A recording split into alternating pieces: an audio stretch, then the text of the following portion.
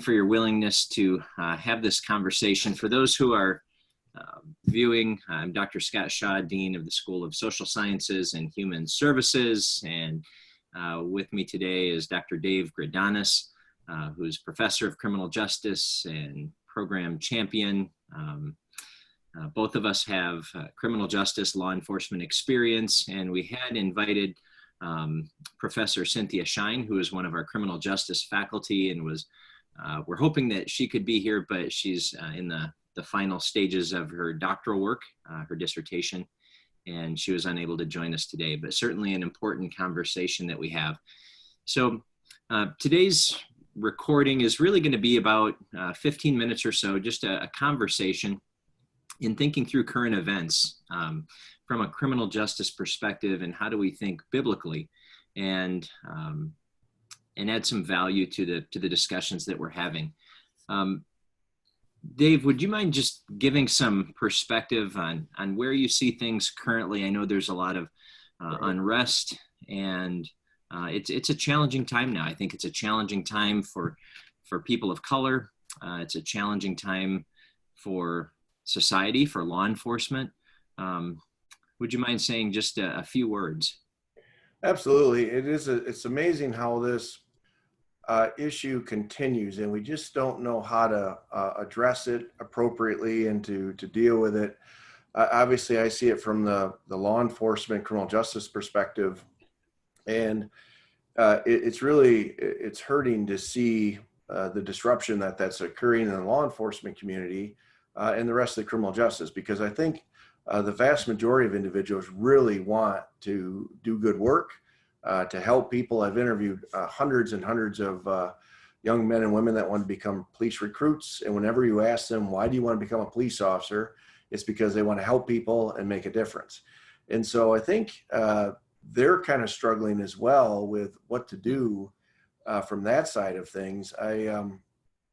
I'm very fortunate. I have a son who's a state trooper, and his patrol car is parked in the garage because of a lot of the things going on. They may have to respond very quickly, but I like to work in the garage, so I have the garage door open. And he came home one day and said, "Dad, you need to keep that garage door down because the concern is that people may be looking around for people that work in law enforcement." And I think sometimes the perception becomes reality for a lot of people. And bottom line is, this is really an issue in a time that we need to step up and really open up the dialogue to address those issues that are occurring so that everybody can feel comfortable and safe to do their jobs and to live in their communities. Yeah. We've had a number of conversations with the college, and having videos and hearing from different members of our faculty and staff. And I think it's fair to say, certainly from my perspective, I don't obviously speak on behalf of all law enforcement, but certainly any death is a tragedy. And as a fellow believer, anytime that there's an abuse of power or a use of force that someone is injured or killed, it's a tragedy. So I don't hear anybody celebrating those kinds of abuses that I think rightfully have gotten some negative publicity and negative attention.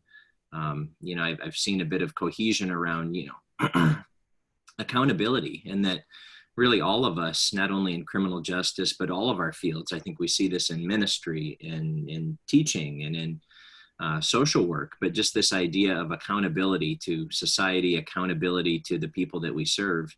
And, anytime there's an abuse of that, it really, I think, takes away from the profession, or it calls a lot of things into suspect. Absolutely. I agree with you 100%. And that is why these types of issues really need to be addressed and dealt with.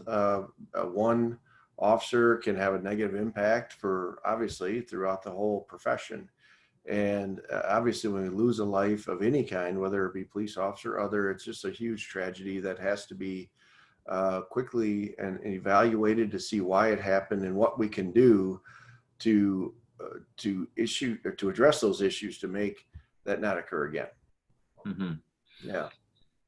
And as I see different command staff, I know in Grand Rapids, where we are, the chief has has come out and met with protesters. The sheriff, who I've worked for, has come in and met with protesters and taken a knee and had a moment of silence for those who are mourning and grieving and protesting. I see this as a positive sign, and just having that continued dialogue, and saying, absolutely, we stand with you. And especially those who feel that, there's been abuses of power or systemic racism or some of these things that, all people are not treated equal in some situations, to say, I hear you, and let's continue having that dialogue, and I stand alongside you. Absolutely. And that's what unfortunately, we need tragedies like this sometime to bring us all together to realize what issues are occurring and how we can get together and talk about it and to problem solve. I think everybody has very similar ideals of how they want society to be and how they want to live and how they want their communities to be. It's just trying to get those groups together, and we're all together. And I really think actually Grace Christian University can play a huge role in how we work together and bring people together to deal with these issues of not only racism, but use of force and how police officers can better serve their communities. One of the scriptures that I often use when I teach criminal justice or human services courses is really thinking through Cain and Abel, right? There's that question of, where's your brother? The Lord asks, and he responds back, am I my brother's keeper? Is it my problem? And, I use that as kind of a pretext for thinking through, how do we serve everyone well? How do we honor the image of God in everyone, the Imago Dei, in whatever role we do? And that's why, with our department and the work that we're doing at Grace, I think it's so powerful for us to be able to integrate faith into the work that we're doing. And really seeing everyone as the Imago Dei. The image of God is there in every person. So it's not, this polarity of good people versus bad people, or male versus female, or white people versus people of color, but really, and I think having Dr. Charles Ware on campus, we're all lighter and darker hue, but we're really one race. We're the human race, and we're God's creation. Can just be a powerful foundation as we work with all people. What do you think?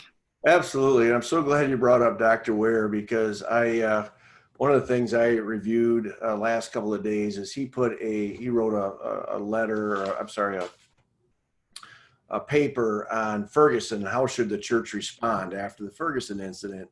And I tell you, if you get a chance to read that paper, it's absolutely powerful and has a lot of interesting things that could be very applicable to the discussion today. And I just want to highlight a couple of things that he brought up of how we move forward after Ferguson. And again, just listen to these things and see if they're very applicable to what we're dealing with today.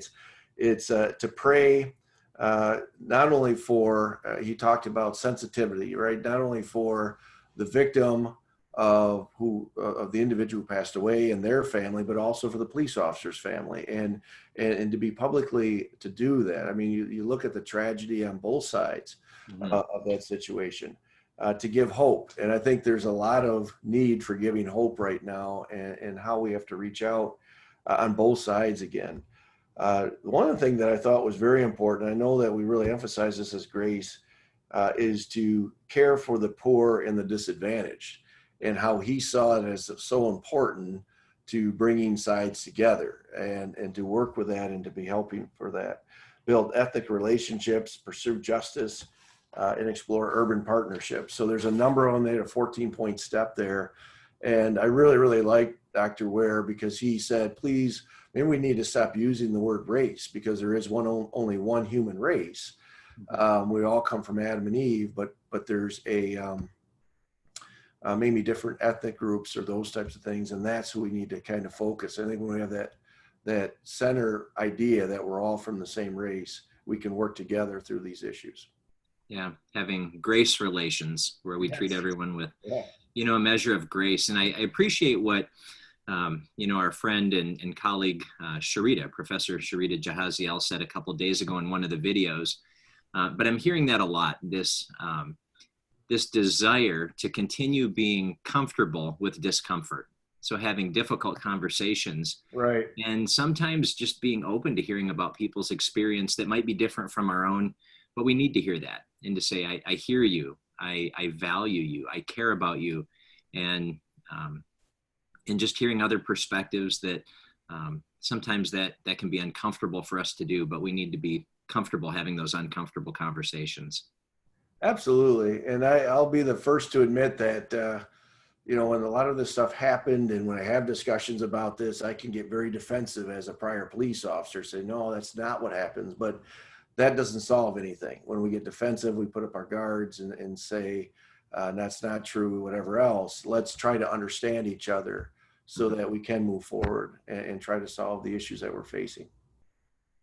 So what would you say to maybe our students who are in the criminal justice program, or maybe wondering, is this the right field? Mhm. I think back to a conversation I had that really floored me at one point with a really good friend of mine, an older gentleman from my church. And we were just talking one day, and he said, I think we can all assume that people who go into criminal justice are generally bullies. And I was kind of, Well, I'm sorry, what?